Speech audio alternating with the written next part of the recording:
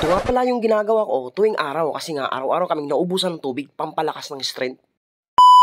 So anyong mga katsinggo, for today's video, nag-igib pala ako ngayon ng tubig. Kitang-kita naman sa pagmumukha ko na medyo matamlay ako dyan kasi dumalaw ba naman yung pinsan ko kagabi na may dalang gin. Kaya ayan tuloy si Kaybags ngayon hangover. Sabayan pa ng ulan mga katsinggo, medyo sumakit talaga yung ulo ko dito. Ang bagal pa ng agos ng tubig. Maihian nga para mabilis mapuno. Kitang-kita naman mga katsinggo sa view dito is nasisira yung subdivision kasi nga malakas yung ulan kagabi. Kung alam nyo lang mga katsinggo, sobrang saklap ng dinanas ng mga taga Luzon. Kasi nga alam nyo sa balita ngayon is ang low pressure is dito talaga punteriya sa Luzon. Alam nyo ba mga katsinggo, habang kami ay papalayo, yung bagyo naman is papalapit at papalapit. Kaya shout out dyan sa kapitbahay natin, si Bingbing, mabuhay kang gat gusto mo. Kaya this time mga katsinggo, binitawan ko ng cellphone para makilala nyo talaga kung sino si Kaybag.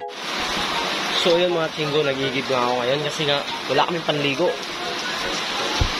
Di rin ako naliligo ng mga tubig sa ulan, baka magkasakit.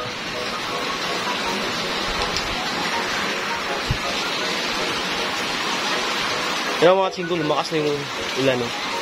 Actually mga katsinggo, nung bata pa ako, parati ako naliligo sa ulan. Nakahubot-hubad pa ako niyan sa probinsya.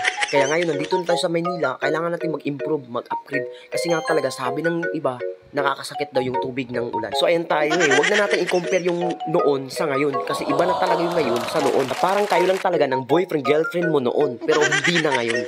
Grabe talaga ang ulan mga katsinggo. Bumuhos na naman. Araw-araw na lang ganito. Tika lang mga katsinggo, may napansin akong asong ligaw dito. Mamaya, andok sa akin to. Alam nyo ba kung anong ibig sabihin nun? Si Jomar at si Suneo lang ang nakakaalam nun. So this time mga katsinggo, kasi puno na yung mga timba, oras na para magpalakas.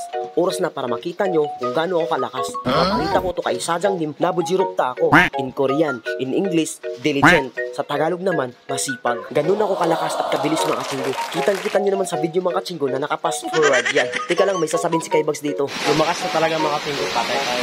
Lakas na ng ulan, hindi ako makauwi.